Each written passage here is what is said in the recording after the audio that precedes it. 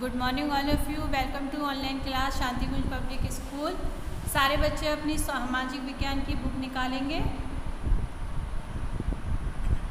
और चैप्टर निकालेंगे भूगोल का चैप्टर 1 संसाधन एवं विकास।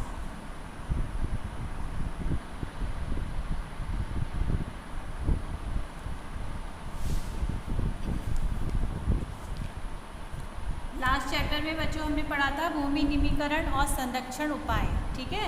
इसके बाद में मृदा संसाधन और आज हम पढ़ेंगे मृदाओं का वर्गीकरण, ठीक है। यानी कि मृदाओं के प्रकार कौन कौन से होते हैं, कौन कौन सी तरीके की मिट्टी होती है। मृदा मीन्स मिट्टी, ठीक है। तो मृदा बनने की प्रक्रिया को निर्धारित करने वाले तत्वों, उनके रंग, गहराई, गठन, आयु, रासायनिक और भौतिक गुणों के आधार पर भारत की मृदाओं निम्न प्रकार की होती हैं, ठीक है। कौन कौन सी होती हैं, चलो बात करते हैं।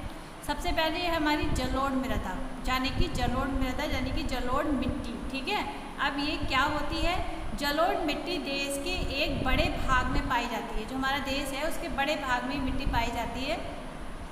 ये मुख्यतः जो है आपको उत्तरी मैदान, तटीय मैदान और छत्तीसगढ़ बेसिन में विशेष रूप से मिलती है। ये मृदा देश के एक बड़े हिस्से में फैली हुई है और ये देश की महत्वपूर्ण मृदा है, ठीक है। जलोढ़ मिट्टी जो है हमारे देश की एक महत्वपूर्ण मिट्टी है और ये मिट्टी जो है हिमालय की 3 महत्वपूर्ण नदी तंत्रों यानी कि सिंधु, गंगा और ब्रह्मपुत्र नदियों द्वारा लाए गए निक्षेपों से बनती है। यानी कि किससे बनी है ये मिट्टी हमारी? जो हिमालय से जो 3 महत्वपूर्ण जो हमारी नदियाँ आती हैं, सिंधु, गंगा और ब्रह्मपुत्र। देखो इसमें कितनी इम्पोर्टेंट चीज़ है कि जो जलोढ़ मिट्टी है वो हमारी किससे बनती है? 3 नदियों से जो हिमालय से आती हैं, वो सिंधु, गंगा और ब्रह्मपुत्र नदियों द्वारा लाए गए कुछ निक्षेपों से बनी होती है।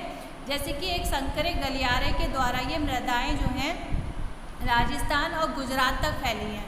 पूर्व तटीय मैदान विशेषकर महानदी, गोदावरी, कृष्णा और कावेरी नदियों के डेल्टे भी जलोढ़ मृदा से ही बने हैं, ठीक है। अब ये जो है पिक्चर्स दी हुई है, ये आपकी जलोढ़ मृदा की है, आपकी बुक में दी हुई है। आप इसमें फ़ोटो क्लिक करते समय ये बिल्कुल ब्लैक हो गई है, लेकिन आपकी बुक में जो है इसमें हल्के हल्के से आप देखोगे इस तरीके से ये लाइनें होंगी, ठीक है। तो आप ये जलोढ़ मृदा की है। तो जलोढ़ मृदा में जो है रेत है, सिल्ट, मृत्तिका के भिन्न भिन्न अनुपात पाए जाते हैं। जैसे कि हम नदी के मुहाने से घाटी में ऊपर की ओर जाते हैं तो मृदा के कणों का आकार बढ़ता जाता है और नदी घाटी के ऊपरी भाग में जैसे ढाल भंग के समीप मोटे कण वाली मृदाएँ पाई जाती हैं। जैसे ऐसी मृदाएँ जो होती हैं पर्वत की तलहटी पर बने मैदानों जैसे कि द्वार, चो क्षेत्र में तराई में विशेष रूप से पाई जाती हैं, ठीक है। अब इसमें ये देखिए ये आपका हमारा भारत का नक्शा है और इसमें आपके मृदा के कुछ प्रकार दिए हुए हैं, ठीक है। अब इसमें देखिए ये चिन्ह दिया हुआ है, पर्वत और वन जो है वो इस कलर से दर्शाया है। जलोढ़ मिट्टी इससे लाल और पीली, काली मिट्टी, लैटेलाइट और शुष्क, यानी कि जितने प्रकार की मिट्टियाँ होती हैं वो हमारे भारत के नक्शे में इस तरीके से दिखाई गई हैं, ठीक है। फिर आप ये आगे है आपका नेक्स्ट पेज पे आ जाइए।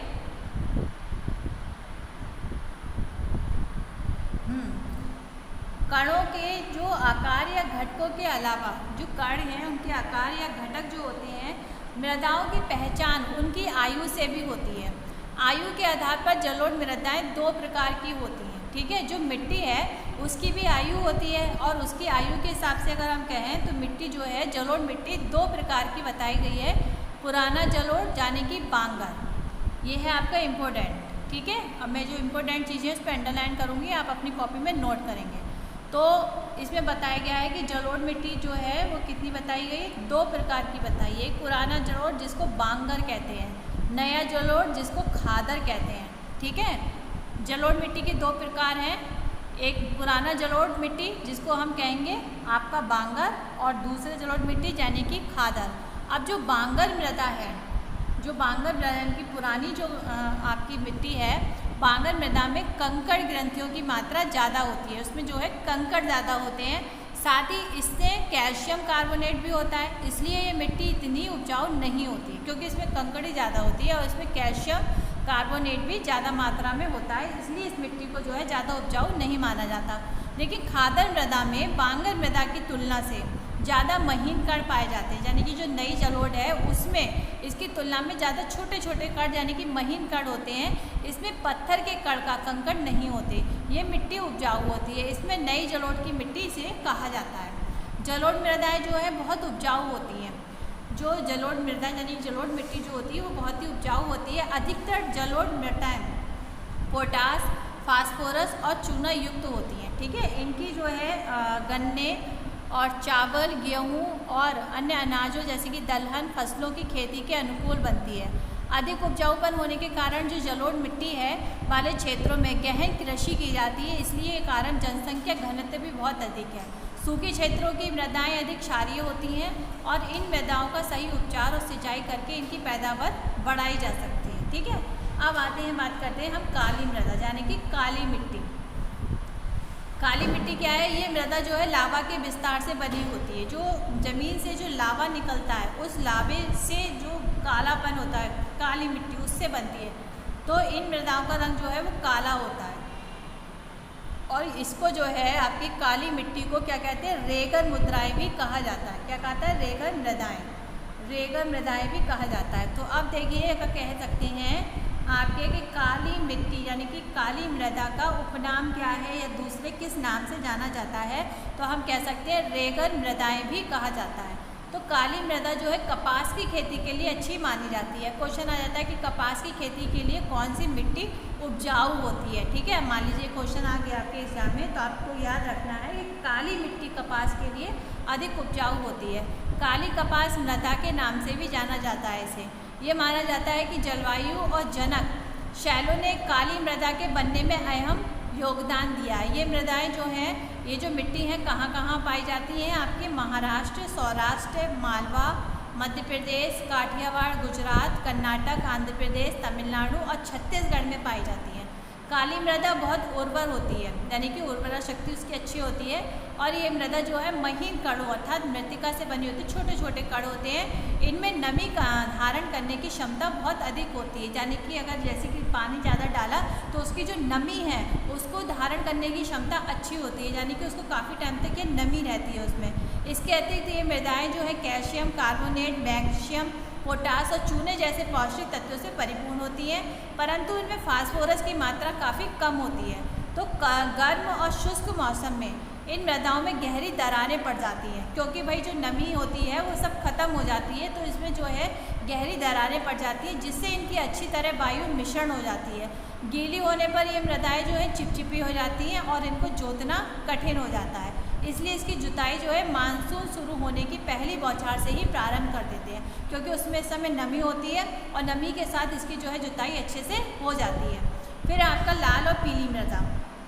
लाल और पीली मृदा क्या है? इस मिट्टी में लोहे की मात्रा अधिक होती है। अब क्वेश्चन आया कि किस मिट्टी में लोहे की मात्रा अधिक मात्रा में होती है? लोहे की मात्रा जो है अधिक होती है, तो किस में होती है बच्चों? लाल और पीली मृदा में। ठीक है, इसलिए इसका रंग जो है लाल होता है। ये मृदा जो है दक्षिण पठार के पूर्वी और दक्षिण भागों में रवेदार आकन्य चट्टानों पर कम वर्षा वाले भागों में विकसित होती है। लाल और पीली मृदाएं जो हैं ओडिशा, छत्तीसगढ़, तमिलनाडु, कर्नाटक, आंध्र प्रदेश, झारखंड और पश्चिमी घाट में पाई जाती हैं। इनका पीला रंग इसमें जो है जल योजन के कारण होता है। अब है आपकी लैटेलाइट मृदा। लैटेलाइट मृदा क्या होती है? पिक्चर्स भी आपकी साथ साथ में दी गई हैं आपकी बुक में, जैसे कि ये देखिए लैटेलाइट की है। ठीक है, लैटेलाइट मृदा का निर्माण अधिक वर्षा के कारण होने वाली तीव्र निश्चालन क्रिया के परिणाम स्वरूप होता है। जैसे कि लैटेलाइट शब्द जो है ग्रीक भाषा के शब्द लैटर से लिया गया है, जिसका अर्थ है ईंट। हाँ, लैटर का अर्थ क्या है बच्चों? ईंट। लैटेलाइट मृदा अधिकतर गहरी तथा अम्लीय होती है। पौधों के पोषक तत्वों की कमी होती है और ये अधिकतर केरल, कर्नाटक, महाराष्ट्र के पश्चिम घाट क्षेत्रों, ओडिशा, पश्चिम बंगाल के कुछ भागों तथा उत्तर पूर्वी प्रदेशों में पाई जाती है और असम और मेघालय में भी पाई जाती है।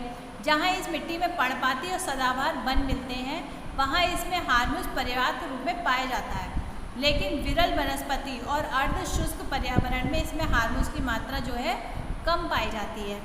स्थल रूपी इनकी स्थिति के अनुसार इनमें जो है अपरदन और भूमि निमीकरण की संभावना होती है। मृदा संरक्षण की उचित तकनीक अपनाकर इन मृदाओं को जो है कर्नाटक, केरल और तमिलनाडु में चाय और कॉफ़ी की फसलें उगाई जाती हैं। इसमें तमिलनाडु, आंध्र प्रदेश और केरल की लाल लैटेराइट मृदाएँ जो है काजू की फसल के लिए अधिक उपयुक्त है। अब यहाँ पर ये आया आपका इम्पोर्टेंट, ठीक है। एक तो ये कि काजू की फसल के लिए उपयुक्त है, कहाँ कहाँ होती है, तमिलनाडु, आंध्र प्रदेश और केरल की, ठीक है।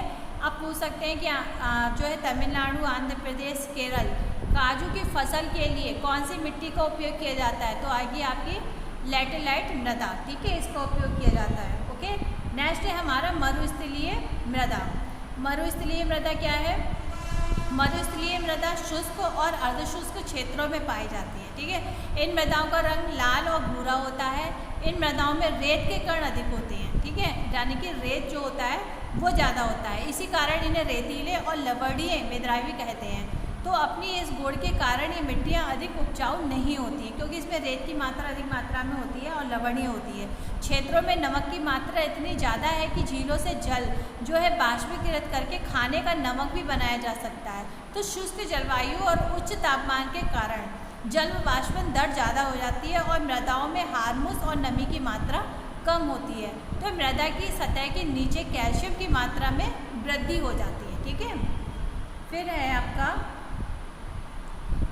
मृदा बनने की प्रक्रिया को निर्धारित करने वाले जो उसके जो तत्व होते हैं वो होते हैं आपके गठन, आयु, रासायनिक और भौतिक गुणों के आधार पर भारत की मृदाएं जो होती हैं मानी गई हैं। तो इसमें जो है आपके मृदा को अच्छी तरीके से सिंचित करके कृषि योग्य बनाया जा सकता है। ये जो मरुस्थलीय मृदा होती है इसको अच्छी तरीके से संचित करके हम कृषि युक्त बना सकते हैं, या फिर जैसे कि पश्चिमी राजस्थान में किया जा रहा है। तो पश्चिमी राजस्थान में जो मरुस्थलीय मृदा है उसको सही तरीके से संचित करके कृषि योग्य बनाया जा रहा है, ठीक है बच्चों। तो आज का था ये टॉपिक। नेक्स्ट टॉपिक में नेक्स्ट वीडियो में मैं आपको बताऊंगी। तब तक आप लोग जिन बच्चों ने अभी तक बुक को नहीं लिया है बुक लेंगे और अपने काम को कंप्लीट करेंगे, ठीक है। तो अब आपको करना है होमवर्क। ये आपकी बुक में कुछ क्वेश्चन आंसर्स दिए हुए हैं, पेज नंबर 105, ठीक है। तो आप इसमें देखेंगे मैंने टिक लगा रखे हैं, इसके क्वेश्चन भी है और आंसर भी है, ठीक है। इनको आपको याद करना है और लिखना है ये, ठीक है। ये आपका होमवर्क है, ये आपको नोट करना है, ठीक है। फिर मिलते हैं चलिए नेक्स्ट वीडियो में नेक्स्ट टॉपिक के साथ। तब तक के लिए बाय बाय, टेक केयर।